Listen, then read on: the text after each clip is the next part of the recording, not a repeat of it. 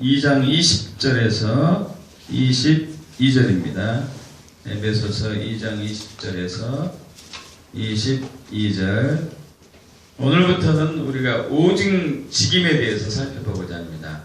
오중직임 혹은 오중직분이 되겠네요. 에베소서 2장 20절에서 22절 합독합니다. 너희는 사도들과 선지자들의 터 위에 세우심을 입은 자라. 그리스도 예수께서 친히 모퉁이 돌이 되셨느니라. 그의 안에서 건물마다 서로 연결하여 주 안에서 성전이 되어가고 너희도 성령 안에서 하나님이 거하실 초소가 되기 위하여 그리스도 예수 안에서 함께 지어져 가느니라. 아멘.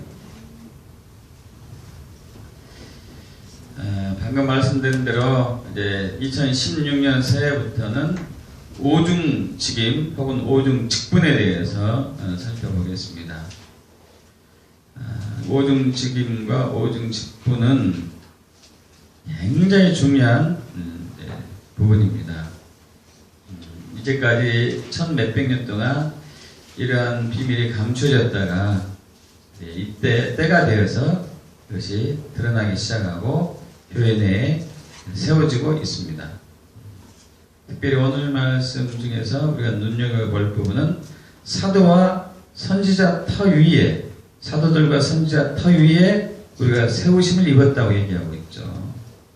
사도와 선지자 터 위가 무엇이고, 또 사도와 선지자 터 위에 세워진 교회와 오중직임은 어떤 관련이 있고, 왜 사도와 선지자 터 위에 교회가 세워져야 되는지, 이런 여러 가지 사항들에 대해서 구체적으로 살펴보겠습니다.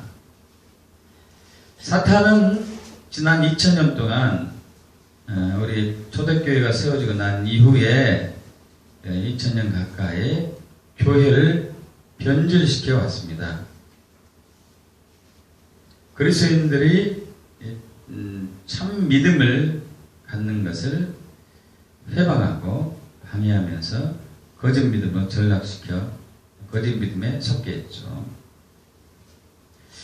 사탄은 성경에서 말하기를 이 세대의 신 그리고 이 세상의 왕이라고 얘기하고 있습니다. 이 세대의 신, 이 세상의 왕은 우리가 현재 통치자들, 정치인들, 대통령 수상들이 있지만 그 위에 군림하고 있다는 얘기거든요. 고린도후서 4장 4절 보면은 그 중에 이 세대의 신이, 우리 한글 성경은 이 세상의 신이라고 하는데 원래 영어 성경과 그 원어 성경은 이 세대의 신이라고 나와 있죠. 세대와 세상은 이제 다르다고 전에 나눈 적이 있죠. 세상은 그 지역을 얘기하죠. 코스모스라 해가지고 공간 개념이고, 그리고 세대는 시간 개념이죠. 에이지에서 시간 개념. 어쨌든 이 세대가 됐든지 이 세상이 됐든지 사탄은 왕으로, 신으로, 임금으로 군림하고 있죠. 그래서 이 세대를 사탄이, 마귀가 왕이기 때문에, 신이기 때문에 악한 세대라고 하고 있습니다. 갈라디아서 1장 4절 그리스도께서 하나님 곧 우리 아버지의 뜻을 따라 이 악한 세대에서, 악한 세대라고 얘기하고 있죠. 우리를 건지시려고 이렇게 나와 있죠. 또 성경은 사탄을 이 세상의 임금이라고 얘기합니다. 예수님이 직접 말씀하셨어요. 요한복음 12장 31절 이 세상의 임금. 요한복음 14장 30절 이후에 내가 너희의 말을 많이 하지 아니하리니 이 세상의 임금이 오겠습니다. 요한복음 16장 11절 심판에 대하여 하면 이 세상의 임금이, 이 세상 임금을 사탄이라고 얘기하고 있어요. 그리고 성경은 또 온 세상이 악한 자에 처했다고 얘기했어요. 사탄의 손에 처했다는 얘기죠. 요한일서 5장 19절 또 아는 것은 우리는 하나님께 속하고 온 세상 악한 자에 처한 것이며, 사탄이 현재 이 세상과 이 시대를 왕으로서, 신으로서, 임금으로서 지배하고 통치하고 있는 것이죠. 그는 영원히 이 세상과 이 세대를 통치하기를 원합니다. 그리고 왕이 되어서 누군가를 통치하고 다스린다는 것은 참으로 기분 좋은 일입니다. 누구에게 굴림당하고 노예로 종으로 살아가는 것보다도 왕이 되어서 통치하고 다스리는 것은 참으로 기분 좋은 거예요. 사탄도 그러겠죠. 그러나 왕 중의 왕은 예수님이십니다. 할렐루야. 만왕의 왕은 예수님이십니다. 만주의 주는 예수님이십니다. 신들 중에 신은 예수님이십니다. 이건 절대 부인할 수 없습니다. 사탄도 이것을 부인하지 않습니다. 그래서 예수 그리스도 이름으로 우리가 무언가를 파하면 그는 도망가는 것이죠. 그럼에도 불구하고 그는 이 세상과 이 세대를 영원히 지배하기를 원하는 거죠. 그런데 왕 중에 왕이시고 신들 중에 신이시고 만주의 주신 예수님이 오십니다. 할렐루야. 예수님이 오십니다. 예수님이 오시게 되면 사탄은 절대 예수님을 이길 수가 없습니다. 예수님께서 이 땅에 오신 날 다시 재림하실 때 그는 끝장나는 것이죠. 계속 20장 1절 2절 보면은 또 내가 봄에 천사가 무저갱이 열쇠와 큰 쇠사슬을 그의 손에 가지고 하늘로부터 내려와서 영을 잡으니 곧 옛뱀이요 마귀의 사탄이라 잡아서 1000년 동안 결박하여 해가지고 그는 딱 예수님이 재림할 때 완전히 꺾임을 당하는 것이죠. 그럼에도 불구하고 사탄은 자기가 이 땅을 영원히 이 세상을 영원히 지배하기를 원해요. 어떻게 하면은 영원히 자기가 왕이 될까? 어떻게 하면 왕이 될까? 어떻게 계속 자기의 왕을 유지할 수 있을까? 왕권을 유지할 수 있을까? 늘 고민하고 고민하는 것이 그가 하는 일이죠. 그러나 예수님이 오신다는 것은 부인할 수 없는 사실이고 예수님이 오시게 되면은 그는 절대 예수님을 이길 수가 없는 것이고 그렇다면 예수님과 대적해서 그는 하나님과 대적했다가 뭐 하나님이 몸짓 하나 가볍게 해가지고 그는 지고 말았거든요. 근데 절대 하나님을 대적할 수는 없는 입장이고 그러면 무슨 수가 있을까? 그것은 바로 예수님이 재림할 때 예수님을 맞이해야 할 신부들을 타락시키는 거예요. 교회를 변질시키는 거예요. 그러면 예수님이 오실 수 없어요. 예수님이 오셔서 예수님과 함께 공중의 혼인잔치에 참여할 신부들이 없어요. 그러면 오실 수가 없죠. 와도 필요도 없잖아요. 그죠? 그래서 사탄은 이 작전을 쓰는 거죠. 그는 2000년 가까이 교회를 변질시켰습니다. 아담과 하와가 타락해가지고 그들은 에덴 동산에 쫓겨났잖아요. 6000년 전에. 사탄은 아담과 하와에게서 빼앗은 이 세상의 통치권을 가지고 6000년 가까이 이 세상을, 이 세대를, 땅을 지배해 온 것이죠. 6000년을 왕으로 독재자로 지낸 그의 소원은 계속적으로 왕이 되는 거예요. 앞으로 10,000년, 100,000년. 하늘은 자기가 어쩔 수가 없어요. 그러나 땅은 어쩌면 가능하다는 그 야망을 놓지 않고 있는 것이죠. 그는 예수님이 이길 수는 없지만 교회는 자기가 이길 수 있다는 그러한 소망을 갖고 있는 것이죠. 그래서 사탄은 이것을 향해서 단하게 교회를 타락시키고 변질시켜 왔습니다. 이것이 바로 우리가 사도와 선지자 터 위에 교회가 세워져야 할 이유인데요. 왜 사도와 선지자 터 위에 교회가 세워지는가? 다시 한번 에베소서 2장 20절에서 21절, 22절 보겠는데요. 또 합독해 보겠습니다. 너희는 사도들과 선지자들의 터 위에 세우심을 입은 자라 그리스도 예수께서 친히 모퉁이 돌이 되셨느니라. 그의 안에서 건물마다 서로 연결하여 주 안에서 성전이 되어가고 너희들 성령 안에서 하나님이 그것을 초소가 되기 위하여 그래서 예수 안에서 함께 지어져 하느니라.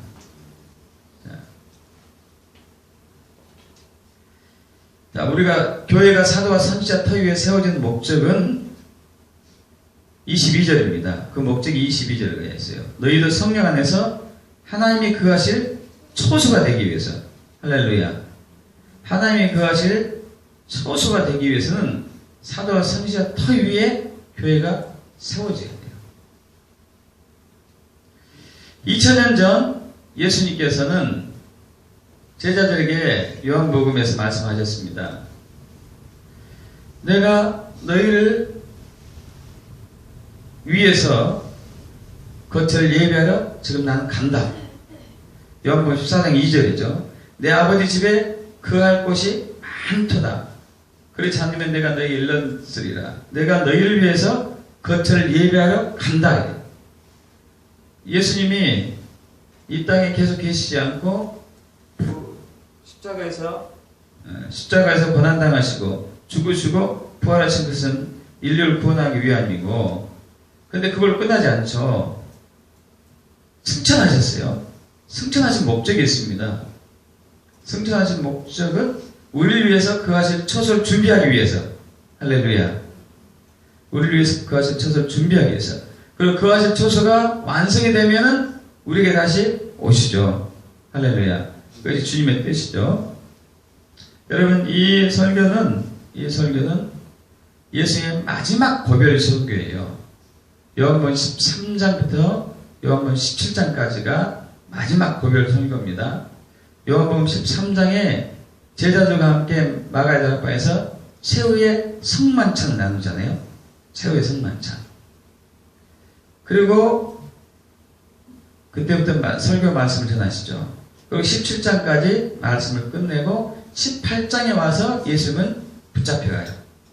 마지막 이 땅에 있는 동안 죽으시기, 십자가에 돌아가시기 전 마지막 설교였습니다. 자,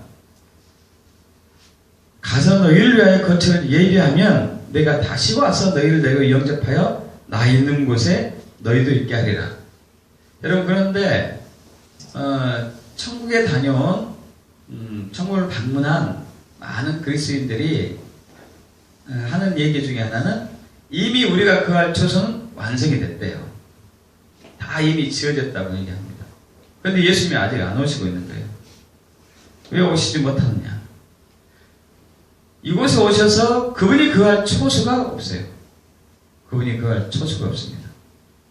사도와 선지자 터 위에 교회가 세워지지 않았기 때문에. 사도와 선지자 터 위에 교회가 세워져야 되는데 그런 교회가 세워지지 않았기 때문에 주님이 오실 수가 없는 것이죠. 예수님이 오셔서 거할 초소는 사도와 선지자 터 위에 세워진 교회뿐만 아니라 성경이 주님이 와서 거할 초소가 몇 가지가 있어요. 몇 가지. 어떤 유형의 교회인가, 어떤 유형의 그런 초소인가가 몇 가지가 있습니다. 그 몇 가지를 간략하게 좀 살펴보겠습니다. 먼저는 회복된 다윗의 장막이에요. 할렐루야. 회복된 다윗의 장막. 사도행전 15장 16절에서 18절이죠. 이후에 내가 돌아와서 다윗의 무너진 장막을 다시 지으며 또 그 허물어진 것을 다시 지어 일으키리니 이는 그 남은 사람들과 내 이름으로 일컬음을 받는 모든 이방인들로 주를 찾게 하려 함이라 하셨으니 즉 예로부터 이것을 알게 하신 주의 말씀이라 함과 같으니라. 이것은 아모스 9장 1절과 12절을 인용한 말씀이죠. 그날은 내가 다윗의 무너진 장막을 일으키고 그들의 틈을 막으며 그 허물어진 것을 일으켜서 옛적과 같이 세우고 그들이 에돔의 남은 자와 내 이름을 일컫는 만국을 기업을 얻게 하리라. 이 일을 행하시는 여호와의 말씀이니라.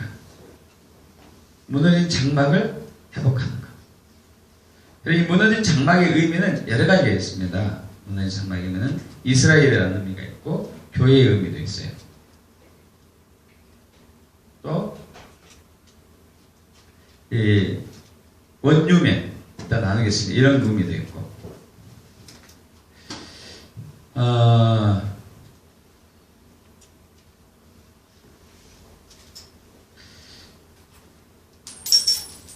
현재 이스라엘 총리가 누구죠?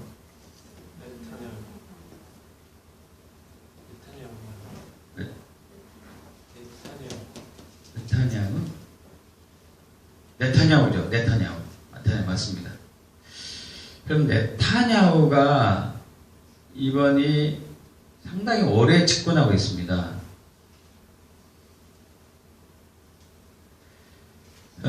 이스라엘 초대 대통령이 데이빗 벤구리온 뭔데? 내가 잠깐 잊어버렸네. 그러거든요. 이분이 초대 총리인데, 초대 총리가 사실 굉장히 오래 집권을 많이 하거든요, 대체적으로. 근데 초대 총리보다도 네타냐후가 훨씬 오래 지금 집권을 하고 있어요. 근데 한번 그가 1999년도 이후에 재선에서 떨어졌어요. 이 비밀이 있어요. 그리고 다시 당선됐어요. 그때 떨어진 거 다시 당선됐는데, 비밀이 어떤 비밀이 있냐면은, 1999년도, 또, 1999년도 말쯤이죠. 1990년대 말이죠. 이스라엘 총리, 이렇게 수상을 뽑는, 집권당이 이제 뽑게 되죠. 집권당이 당연히 되죠. 집권당이. 이 전에 하나님께서 아프리카에서 태어나가지고 미국에서 목회하는 모엘이란 목사님에게 말씀하셨습니다. 이분은 미국에서 목회하고 계세요. 내가 너에게 네타냐후 현 총리에게 전할 말이 있다. 넌 이것을 전해라. 이렇게 얘기했어요. 나중에 이것을 좀 자세하게 제가 하겠습니다. 한참 전에 제가 이렇게 봐가지고 정리해 놓은 거 있는데, 지금 뜨문뜨문 기억만 나는데. 그래서 이분이 고민됐어요. 아니, 자기가 일개, 아주 작은 이름도 없는 목사인데, 어떻게 총리를 만나요? 그러잖아요. 그래서 고민했어요. 어떻게 하지? 하다가 어떤 목사님을 이제 알게 됐어요. 어떤 목사님을 알게 돼가지고 그 목사님이 어디 지역을 가면은 길이 열릴 겁니다. 그랬어요. 그래서 이 목사님이 그 모예리 목사님이 어떤 지역을 방문합니다. 그 지역을 방문하니까 마치 거기에 누가 왔냐면은 이스라엘의 어느 지역의 시장이 왔어요. 시장. 아리엘인가? 이름이 기억 안 나는데 아리엘 같기도 하고 그 시장이 그 지역을 방문하는 거예요. 그곳을 방문했어요. 그곳을. 그래서 그 시장을 만나게 됐습니다. 다행히. 시장을 만나게 돼가지고 얘기하는 거예요. 내가 하나님께로부터 음성을 들었다. 당신 나라의 총리 네타냐후를 만나서 꼭 전해줄 말이 있다. 그러니까 그 아리엘 시장이 주선을 해보겠다고 한 거예요. 주선을. 그래서 어떻게 해가지고 결국 만났어요. 결국 만났습니다. 결국 만나가지고 얘기를 합니다. 처음 뵙겠습니다. 저는 하나님이 어떤 말씀을 주셔가지고 당신에게 전할 것이 있습니다. 이렇게 얘기한 거예요. 그래서 뭡니까? 시간을 1분만 줍니다. 시간 1분만 줍니다. 1분 끝나면 저는 갑니다. 그분들 워낙 바쁘니까, 그러죠. 예정에도 없던 만남이었으니까 시간 1분입니다. 그래서 1분 만에 전했죠. 그 전한 내용은 무엇이었냐? 내가 너를 이스라엘의 권좌에 세운 목적은 내 땅을 지키기 위함이다. 내 땅을 지켜라. 그렇지 않으면 권좌에서 물러가게 될 것이다. 그러니까 이게 네타냐후 총리가 들은 척도 안 했어요. 사실은. 기분 나쁜 투로 알았다고 가라고 뭐, 알겠다고 끝나버렸어요. 그 만남. 그리고 이제 네타냐후 총리는 자신 있었습니다. 재선에 자기가 되는 것은 무조건 당선이에요. 무조건 당선. 그런데 자기가 떨어졌어요. 기적과 같은 일로 떨어졌어요. 기적처럼 떨어졌어요. 근데 떨어지기 전에 무슨 일이 있었냐면은, 그때 미국 대통령이 빌 클린턴이었고, 빌 클린턴과 자기하고 팔레스타인 그 대표인 아라파트하고 만나가지고 회의를 한 결과 이스라엘 땅을 일부러 주기로 한 거예요. 워낙 분쟁이 심하니까. 거기에 사인해버리고 말았어요. 그리고 재선에서 떨어져 버린 거죠. 그 다음에 이제 누군 총리가 됐는데, 샤론인가? 무슨 총리가 됐는데 제가 기억이 안 나네요. 어떤 다른 분이 총리가 됐습니다. 그분도 유명한 분이에요. 유명한 분입니다.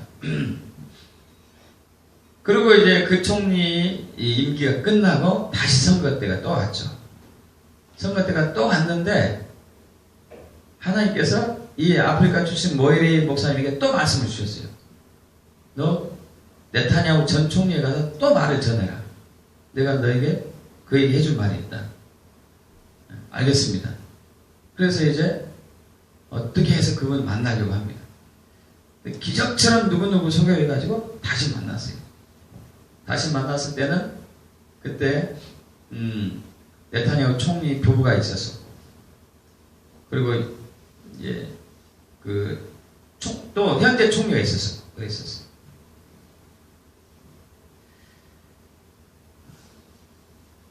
동일한 얘기를 했어요. 그런데 적어서 가져와서 동일한 적어서 가져왔는데 적어서 이제 발표를 한 것이죠. 근데 그때는 네타냐후 좀 겸손해졌어요. 한번 떨어졌으니까. 내가 너를 다시 권좌에 세울 텐데 너는 절대 내 땅을 뺏기지 말아라. 내 나라는 뺏길 수가 없는 나라야. 그래서 그리고 여러 가지 말씀을 주셨는데 이것을 네타냐후 총리가 아주 절박하게 간직했습니다. 간직하고 그 다음에 선거 때 재선됐어요. 다시 이제 총리가 된 것이죠. 총리가 되고 나서 지금까지 계속 총리가 되는데 네타냐후는 누구가 협박해도 절대 땅을 지금 내놓지 않고 있습니다. 절대 내놓지 않고 있어요. 왜냐하면 하나님 약속 때문에 이런 거예요. 하나님 약속 때문에. 그리고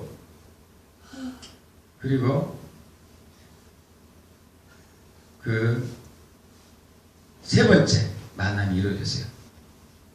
이스라엘에서 만났어요. 이스라엘 만났는데 세 번째 만날 때는 완전히 친구처럼 환대했어요.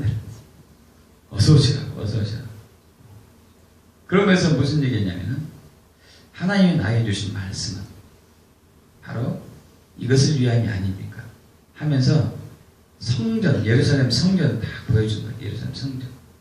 다윗의 장막이 성전일 수도 있어요. 예루살렘 성전. 지금 다 이제 부서졌잖아요. 현재 예루살렘에 세워진 성전은 이스라엘 백성들이 세운 게 아니죠. 그건 이제 이방인들이 세운 것들이죠. 그 성전이 세워질 때 또 엄청난 파석이 일어날 거예요. 이슬람권이 가만두지 않을 거니까. 제가 이 말씀 드리려고 하는 게 아니고 무슨 말씀 드리려고 하냐면은 여러분 이스라엘 백성들은 회당에서 이렇게 일주일에 한 번씩 안식일날 예배를 드릴 때마다 구약의 선지자들 있잖아요. 이사야 선지자, 예레미야, 에스겔, 호세아, 또 이제 다니엘, 요엘, 12선지자 있고 그러잖아요. 소선지자들. 이런 선지서들 읽어요. 계속 읽습니다. 이게 수천 년 동안 이어져 있어요. 수천 년 동안. 여러분,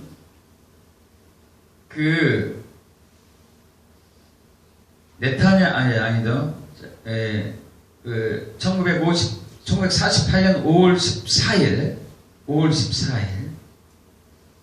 원래 5월 15일이 유엔에서 허가한 이스라엘 건국날 기념일, 건국날이었습니다. 원래는 1948년 5월 15일이. 근데 5월 15일 0시가 되면은 영국에서는 정확하게 이스라엘에게 그 땅을 양도를 해야 되는데, 이스라엘에서 1948년 5월 14일 날 발표를 해요. 왜냐하면 5월 15일은 안식일이기 되기 때문에 안식일 날은 그들은 예배를 할 수가 없죠. 선지서를 읽을 수가 없어요. 선지서를 읽을 수가 없습니다. 그래서 5월 15일 날, 5월 14일 날 그들은 이제 재건을 발표하고 선지서를 읽어요. 그들은 구약을 가지고 있기 때문에 신약을 아직은 믿지 않기 때문에. 여러분, 2000년 만에 재건된 나라에서 선지서를 읽어요. 선지서 내용, 그 글이 어떤 내용일까요? 어떤 내용이 있을 것 같을까요? 여러분, 상상해 보십시오. 선지서, 이사야 선지자, 에스겔 선지자, 다니엘 선지자, 그리고 예레미야 선지자, 4대 선지자하고 또 12개 소선지자들, 호세아, 요엘, 그다음에 또 스가랴, 스바냐, 말라기, 이런 이제 소선지자들, 이 선지서들 굉장히 많잖아요. 글도 굉장히 많고 굉장히 많죠. 많은 분량 중에서 딱 1948년 5월 14일 날 읽은 말씀이 뭔지 아세요? 다윗의 장막 회복이에요. 신기하죠? 다윗의 장막 회복한다는 이 글을 읽었어요. 여러분, 사도행전을 보면은 사도행전에 예루살렘 교회가 이제 총본산이었죠. 총본산. 예루살렘 교회에서 첫 회의가 열렸습니다. 첫 회의가 열린 목적이 뭐냐면은 그 이슈 때문에 열릴 거 아니에요.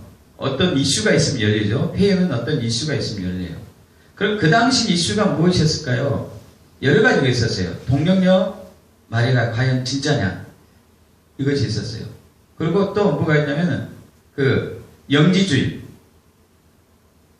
그러니까 예수님이 태어나신 것이 영으로 태어난 것이지 육은 아니다. 영지주의. 이런 것들이 이슈였거든요. 여러 가지 이슈가 있는데 그 이슈들 다 물리치고 이 이슈를 가지고 그들은 논쟁했습니다. 무슨 논쟁이었냐? 이방인이 할례를 해야 되냐 말아야 되냐? 이것 가지고 논쟁했었어요. 이방인에게 복음을 전해야 되냐 말아야 되냐? 이방인이 예수를 영접하면 할례를 해야 되냐 말하냐? 이것이 논쟁이었죠. 그게 이제 우리가 아까 읽었던 사도행전 15장이죠. 그 예루살렘 교회의 대표였던 예수님의 동생 야고보가 정리를 해주죠. 무슨 말씀으로 정리하죠? 아까 우리가 읽었던 다윗의 장막. 다윗의 장막으로 정리를 해줘요. 여러분, 예루살렘 초대교회의 처음 회의의 주제가 다윗의 장막 회복이고, 그리고 1948년 5월 14일 이스라엘 재건의 안식일날 전에 소선지자를 읽었는데 그것이 다윗의 장막의 회복이고, 이거 우연이 아니죠. 우연이 아니에요. 여러분, 지금 하나님께서는 이 교회에 다윗의 장막을 회복하고 있어요. 다윗의 장막. 그래서 전 세계 24시간 기도의 집이 막 폭발적으로 일어나고 있잖아요. 예배하는 집, 기도하는 집, 다윗의 장막 회복. 이것이 이스라엘일 수가 있고 또 원유면의 교회가 될 수도 있고. 할렐루야. 자, 제가 무슨 말씀을 지금 나누고 있냐면은 하나님의 그 초수가 되기 위해서 교회가 어떤 모습을 회복해야 하나 이거예요. 그냥 막연하게 이렇게 교회를 세워놓으면 그것이 하나님의 그 초수가 아니라는 얘기라니까요. 근데 이제까지 교회는 수천 년, 천 몇백 년 동안, 2000년 가까이 그냥 막연하게 사람 스타일의 교회를 세워왔어요. 여러분, 이것은 하나님의 그 초소가 아닙니다. 사탄이 변형시켜 놓은 변질된 교회로 지금 2000년 가까이 지나온 것이죠. 여기에는 사탄의 계획이 들어가 있기 때문에 사탄이 지배하기 좋은 구조로 된 교회이고, 하나님이 그할 초소가 아니라는 얘기예요. 하나님이 그할 초소가 돼야지만이 예수님이 제일 믿습니다. 믿습니까, 여러분? 하나님 그할 초소가 돼야 돼요. 이걸 위해서 우리가 준비해야 돼요. 그래서 먼저는 다윗의 장막이 하고 있죠. 그것이 이스라엘이 될 수도 있고, 원유민의 교회에게 이방인 이스라엘과 유대인 이스라엘 하나 된 교회가 될 수도 있고, 또 이스라엘 성전이 될 수가 있고, 다 될 수도 있어요. 또 하나의 하나님의 그가 소서는 거룩한 신부죠. 거룩한 신부. 우리 계시록 19장 7절에서 8절, 우리가 즐거워 크게 기뻐하며 그에게 영광을 돌리세 어린 양의 혼행 기약 이르렀고 그의 아내가 자신을 준비하였으므로 그에게 빛나고 깨끗한 세마포 옷을 입도록 허락하셨으니 이 세마포 옷은 성도들의 옳은 행실이라 하더라. 또 고린도전서 3장 16절, 너희는 하나님의 거룩한 성전이다. 너희를 더럽히면, 성전 더럽히면 하나님 멸시하는 거다. 거룩하게 단장된 것. 또 온전한 이스라엘. 온전한 이스라엘은 육체적인 이스라엘 회복이죠. 육체적인 이스라엘. 이스라엘 진짜 회복되는 것. 그래서 1948년 5월 14일 이스라엘이 재건됐죠. 에스겔 39장 28절, 후에는 내가 그들을 모아 고국 땅으로 돌아오게 하고 그 한 사람도 이방에 남기지 아니하리니. 그러나 아직도 더 많은 유대인들이, 이스라엘 백성들이 전 세계에 퍼져 있습니다. 현재 이스라엘에 살고 있는 사람들은, 유대인들은 700만 명 정도, 전 세계에 흩어져 있는 이스라엘 백성들은 170개국에 1100에서 1200 가까이. 그들이 다 돌아와야 돼요. 지금 돌아오고 있는 중이죠. 자, 그런데 그걸로 끝난 것이 아니고 한 세 사람이 되는 교회죠. 그들이 예수 믿고 또 예수 믿은 유대인들과 이방인 그리스도인이 하나 되는 거예요. 그건 바로 아까 이제 우리 사도행전 15장 16, 17절하고 똑같죠. 17절에 보면은 이는 그 남은 사람들은 유대인 그리스도인들이에요. 유대인 그리스도인과 내 이름을 일컫는 받는 이방인들, 내 이름을 일컫는 받는 이방인이라는 얘기는 이방인 그리스도인들이 함께 주를 찾게 합니다. 할렐루야. 그죠? 또한 하나님 그 알초서는 온전한 가정이죠. 부부가 하나 되고 아비 세대와 자녀 세대가 하나 되는 것. 수차게 제가 말씀드린 부분이죠. 지금 현재 그 일을 하고 있고, 이번에 글로벌 게더링 부산에서 열리는 것이 바로 그 회복이에요. 그 회복. 가정을 바로 진짜 세우는 것. 진짜 가정을 세우는 것. 각 개인 가정을 세운 것뿐만 아니고, 교회가 가정이에요. 교회가 가정. 있습니까? 교회가 가정이니까 아비 세대와 교회 내에서 아비 세대와 자녀 세대가 하나 되는 거죠. 할렐루야. 교회에 영적인 아비들이 많이 있어야 되고 영적인 아들들이 많이 있어야 돼요. 있습니까? 영적인 아비가 있어야 되고 영적인 자녀들이 있어야 된다는 얘기예요. 그들이 하나 돼야 돼요. 이것이 어떻게 회복되는지를 우리는 지금 잘 못 봤어요. 이제까지 잘 보지 못했습니다. 영적인 아비가 어떤 분인지 우리가 여러분 상상도 못해요. 영적인 아비가 어떤 분인지. 하나님 아버지도 물론 당연히 영적인 아버지지만 교회에 대해서 영적인 아버지, 저기 다윗이 아니죠. 바울이 영적인 아버지였잖아요. 그죠? 자기 자녀들이 있었습니다. 디모데를 비롯한 영적인 아들들이 있었어요. 그 디모데를 비롯한 이들은, 디도 같은 사람들은 사도였지만은 바울을 아버지라고 부르죠. 아버지라. 이 아버지와 아들의 관계를 우리는 본 적이 없어요. 왜냐하면 교회에서 나타나지 않았기 때문에. 하나님 이것을 회복하기 원하시죠. 회복하기를 원해요. 자, 이 모든 것이 이루어지기 위해서 자, 교회가요, 다윗의 장막이 회복이 되고 거룩한 신부가 되고 온전한 이스라엘이 되고 온전한 가정이 되기 위해서는 이 교회가 사도와 선지자 터 위에 세워져야 돼요. 그래야지 될 수 있어요.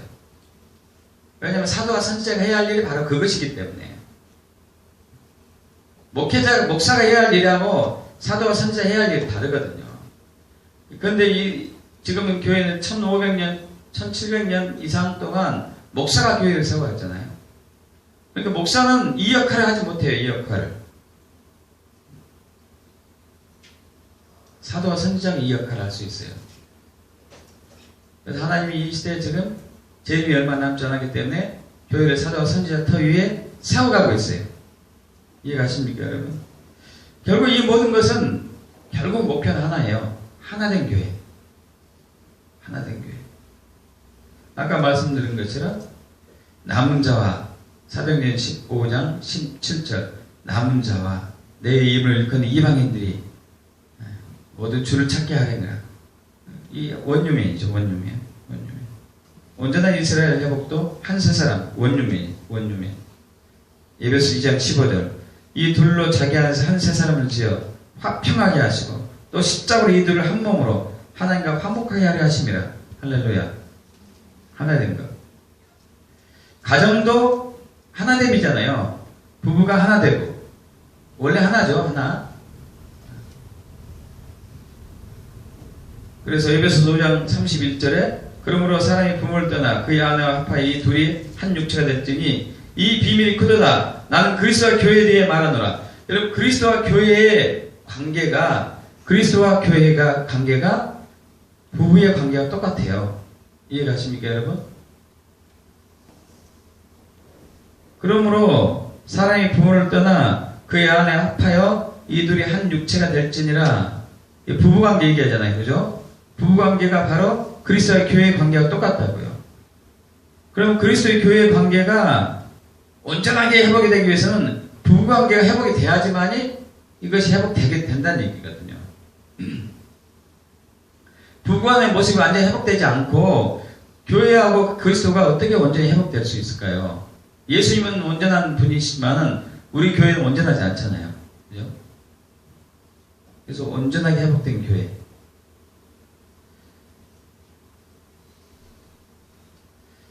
이 모든 것들이 이제 하나 되기 위해서 세워지는 것이죠. 이 하나된 교회에, 거룩한 교회, 한몸된 교회는 사도와 선지자 터 위에 세워지는 것이죠. 초대교회는 이렇게 세워졌어요. 이렇게. 구체적으로 여기 고린도전서에 나옵니다. 고린도전서 12장 1절부터 쭉 읽겠습니다.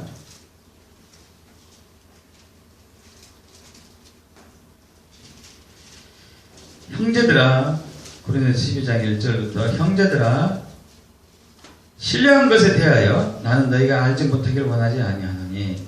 신령한 것은 영적인 것이죠. 영적인 것. 너희도 알거니와 너희가 이방인으로 있을 때 말 못하는 우상에게로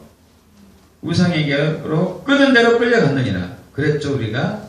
그러나 내가 너희가 알려느니 하나님의 영으로 말하는 자는 누구든지 예수를 저주할 자라 하지 아니하고 또 성령으로 아니하고는 누구든지 예수를 주시라 주라 주님이시다 할 수 없느니라.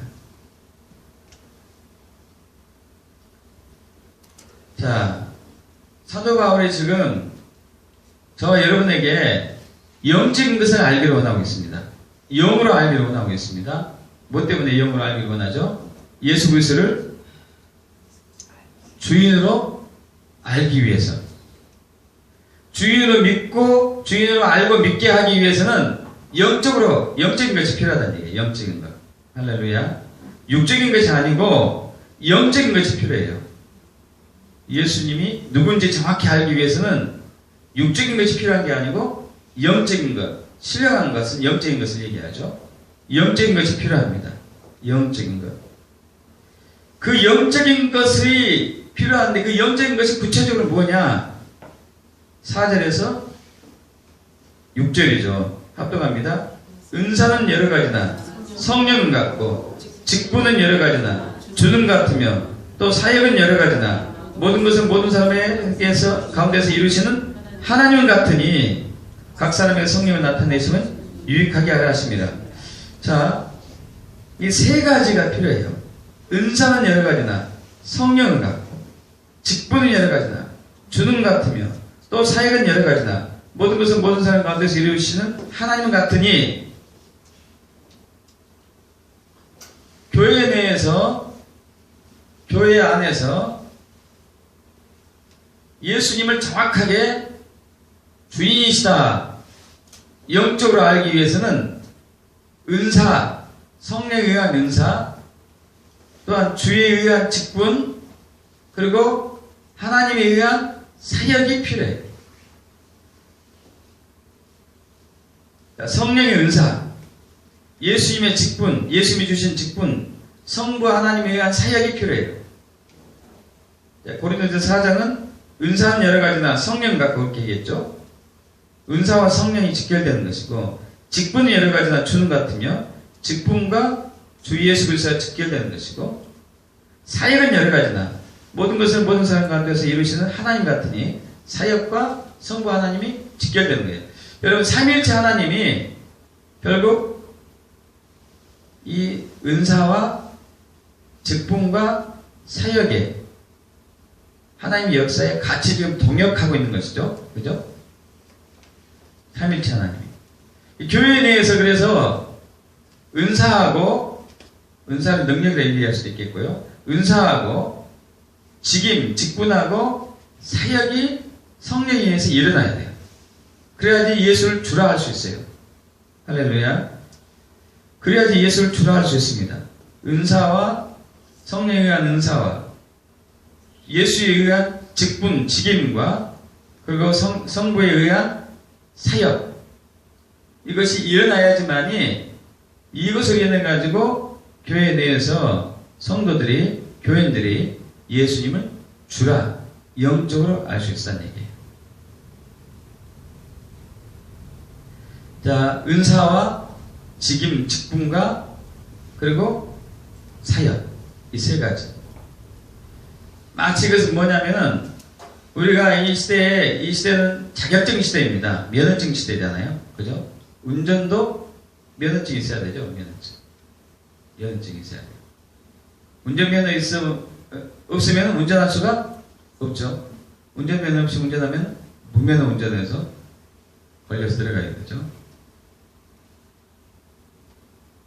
의료행위를 하려면 뭐가 있어야 되죠? 의사 면허증이 있어야 되죠. 여러분 근데 의사 면허만 있어서는 안 돼요. 세 가지가 필요합니다. 면허증은 직임이에요. 직임, 직분. 근데 면허만 있으면 안 되죠. 능력도 있어야 되잖아요. 그죠? 뭐 수술을 잘한다든가 진단 잘한다든가 뭔가 잘하는 게 있어야 될 거 아니에요. 그죠? 그건 하나도 형편 없어. 실력은 형편 없어요. 근데 면허증만 있어. 그러면 안 되잖아요. 그죠? 예? 능력도 있어요. 은사도 있어야 돼요. 은사. 그러나 또 하나 있어야 돼요. 권위. 의사의 권위가 있어야 돼요. 의사의 권위가 없다면 환자가 의사를 가지고 야, 나 여기 오늘 아픈데 어떻게 해봐. 내가 나 여기 이제 째고 여기 이제 수술하고 꼬매고 약 무슨 약 주고 하면 안 되잖아요. 그죠? 의사의 권위가 있어요. 권위가. 의사의 권위가 있어야 되고 면허가 있어야 되고 직분이 있어야 되고 그리고 능력이 있어야 돼요. 능력. 그러니까 무슨 일을 할 때는 항상 그것이 필요해요. 은사가 있어서 하나님 일을 할 때도 그것이 마찬가지죠. 은사가 필요하고 직분이 있어야 되고 권위가 있어야 되고 할렐루야. 은사는 성령부터 나온 것이고 그리고 직임은 성자 예수부터 나온 것이고 그리고 사역은 성부 하나님부터 나온 것이죠. 그래서 성령의 은사는 몇 가지죠? 고린도전서 2장 7절에서 10절까지 9가지 은사가 나오죠.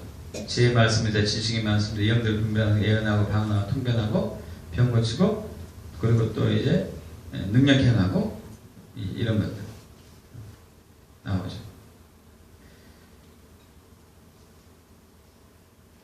자, 이것은 성령의 아홉 가지 은사하고 또 사역이 있습니다. 사역은 자, 성령 은사 아홉 가지는 뭘 하기에 다 똑같아요. 다 똑같습니다. 뭘 하기에 하죠? 고린도서 12장 11절부터 13절이에요.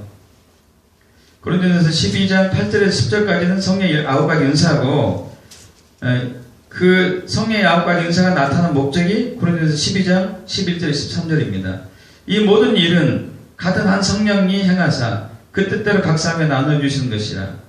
몸은 하나인데 많은 지체가 있고 몸의 지체가 많으나 한 몸과 같이 그리스도도 그러하니라. 우리가 유대인의 헬라인의 종인의 자유는 다 한 성령 세례를 받아 한 몸이 되었고 다 한 성령으로 성령을 마시게 하셨느니라. 은사가 나타나는 목적이 뭐죠? 우리를 한 몸 되기 위해서, 예수가 정확히 누군가 알고 한 몸 되기 위해서, 할렐루야. 한 성령 안에서 하나 되기 위해서 은사가 나타나는 목적이죠. 자, 성부의 직임, 성자의 직임. 그 전에 먼저 저부터 넘어갈까요? 성부의 사역부터 봅니다. 고린도전서 12장 28절 성부의 사역 합동합니다. 하나님이 교회 중 몇을 세우셨으니 첫째는 사도요, 둘째는 선지자요, 셋째는 교사요, 그 다음 능력 행하는 자요, 그 다음 병 고치는 은사와 서로 돕는 것과 다스리는 것과 각종 방언 말하는 것, 팔중 사역을 얘기해요. 팔중 사역. 성부의 팔중 사역에 나타나는 목적이 있습니다. 고린도전서 12장 27절 너희는 그리스도의 몸이요 지체의 각 부분이라. 한 몸 되기 위해서. 할렐루야. 그리고 성자 그리스도의 또 직임이 있어요. 그것은 에베소서 4장 11절이죠. 에베소 4장 11절을 봅니다. 그 어떤 사람은 사도로, 어떤 사람은 선지자로, 어떤 사람은 복음 전환자로, 어떤 사람은 목사와 교사로 삼으셨으니 오중의 직임이죠. 오중 직임. 이 목적은 뭐죠? 그렇게 한 목적은 12절 13절이죠.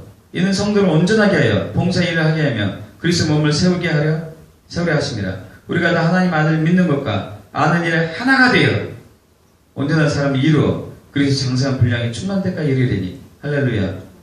예수가 정확히 누군지 알고 우리가 하나 되기 위해서. 여러분, 은사가 아홉 가지 은사가 성령에서 주어진 목적도 예수가 누군지 정확히 알고 하나 되기 위해서. 팔중의 사역이 성부로부터 주어진 목적도 우리가 하나 되기 위해서. 성자로부터 예수로부터 오중의 직임이 주어진 목적도 예수가 정확히 누군지 알고 하나 되기 위해서. 할렐루야.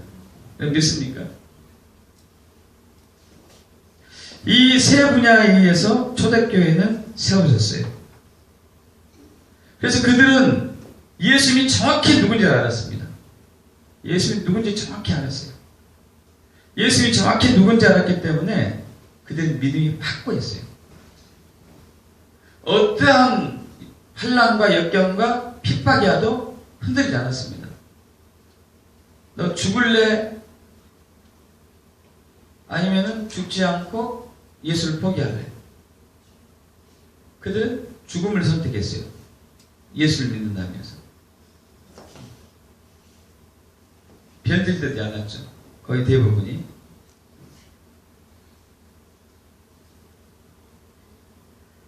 계시록 2장 10절 보면은 너는 장차 받을 고난을 두려워하지 말아라. 볼지어다 마귀가 장차 너희 가운데서 몇 사람을 오게 던져 시험을 받게 하리니 너희가 10일 동안 환난을 받으리라. 죽도록 충성해라. 여러분, 그들은 마귀한테 붙잡혀도 사자굴에 들어가도 사자갑이 되어도 변질되지 않았습니다. 성령으로 정확히 예수가 누군지 알았기 때문에. 그들은 그래서 세상을 이겼습니다. 할렐루야. 세상을 이기고 사탄의 간교한 계략도 알았어요. 성령의 능력으로. 대단했죠. 에베소 교회가 그거죠. 자칭 사도라 하되 아닌 것을 드러낸 것을, 거짓된 걸 드러낸 것을. 사탄도 이겼어요. 버가모 교회가 대표인데 내가 어디 사는지 아는데 거기는 사탄의 권자가 있는 데다 내 이름을 굳게 잡아서 내 충성된 증인 안디바가 너희 가운데 곧 사탄이 사는 곳에서 죽임을 당할 때도 나를 믿는 믿음을 버리지 않았다. 여러분, 성령에 의해서 오중지기 위해서 8중의 사역과 9중의 은사를 위해서 사도와 선지자 터위 위해서 세워진 교회의 성도들의 모습이죠. 이는 변질된 믿음이 아닙니다. 언제나 인내와 사랑을 섬겼어요. 두아드라 교회인데 내가 내 사업과 사랑의 믿음과 섬김과 인내를 하노니 내 나중 행위가 천국보다 많도다. 사랑과 이웃을 막 섬기죠. 구별된 삶을 살죠. 사대교에 들어뵈지 아니한 몇 명이서 흰옷을 입고 함께 나와 다니니 그들은 합당한 명분을 협박하여서 절대 무상에 절도하지 않았습니다. 여러분, 이것이 초대교회의 모습이었어요. 그렇게 될 수밖에 없었던 것은 아까 말씀드린 것은 사도와 선지자 터 위에 오중지기 위에 교회가 세워졌기 때문에 그들이 예수님이 누군지 정확히 알고 성령의 역사를 매일매일 경험하며 살고 그렇기 때문에 그들은 확고한 믿음을 갖고 있었었죠. 근데 문제는 초대교회 이후 얼마 시간이 지나서부터 특히 AD 313년 로마의 황제 콘스탄틴이 로마의 교회의 국교를 기독교로 세우면서부터 교회가 급격하게 타락하기 시작합니다. 인간의 개인적인 야망과 이기적 욕심과 함께 사탄의 간교한 계약이 연합돼 가지고 교회가 타락하기 시작했죠. 그때부터 교회는 단순 교리에만 집착해요. 단순 교리가 뭐냐? 제가 이름을 붙여봤는데 예수 믿고 구원받아서 천국 가자. 예수 믿고 구원받아서 천국 가자. 여러분, 요즘도 많이 그래요. 대부분의 교회가 예수 믿고 구원받고 천국 가자 이거예요. 여러분, 이것도 분명히 중요한데 또 하나 이 시대에 우리가 해야 될 것은 예수의 재림을 준비해야 되죠. 예수의 재림을 준비해야 돼요. 여러분, 초대 예수님 시대에 세례 요한과 예수님의 12 제자들은 예수님의 초림을 준비한 사람들이었어요. 그들은 세례 요한 앞서가서 그 얘기를 준비하라. 그죠?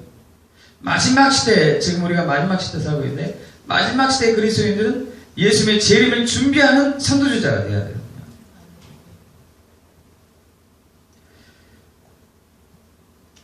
우리가 하나님의 백성이 된 목적이 있죠. 예수 믿고 구원받고 천국 가라. 단순한 이 교리가 아니라 우리가 예수 믿으면 하나님 나라의 백성이 되는데 하나님 나라가 이 땅에 와야 돼요. 할렐루야. 하나님 나라가 이 땅에 오도록 준비해야 되거든요. 하나님 나라가 이 땅에 와야 돼요. 하나님 나라가 이 땅에 온다는 얘기는 예수님이 왕으로 이 땅에 오셔야 된다는 얘기죠. 근데 여기에도 관심이 없고 예수 믿고 구원받고 천국 가자. 단순한 이 교리에만 우리가 집착하기 때문에 집중되기 때문에 사탄이 교회를 마음껏 변질시키고 마음껏 타락시켰던 것이에요. 그래서 그는 예수님이 올 수 있는 시간을 점점 미뤄뜨리고 자기가 숙적으로 이 땅을 지배하고 왕으로, 임금으로, 신으로 이 땅을 다스리고 있는 것이죠. 여러분, 우리는 예수의 재림을 준비해야 됩니다. 예수님께서 분명히 말씀하셨습니다. 내가 다시 온다. 깨어서 준비해라. 언제 올지 모르지만 분명히 깨어 있어야 된다. 도둑처럼 올 것이다. 깨어 준비해라. 열천의 비유가 있었고 달란트 비유가 있었어. 양과 염소의 비유가 있고요. 내가 온다 이거죠. 내가 온다.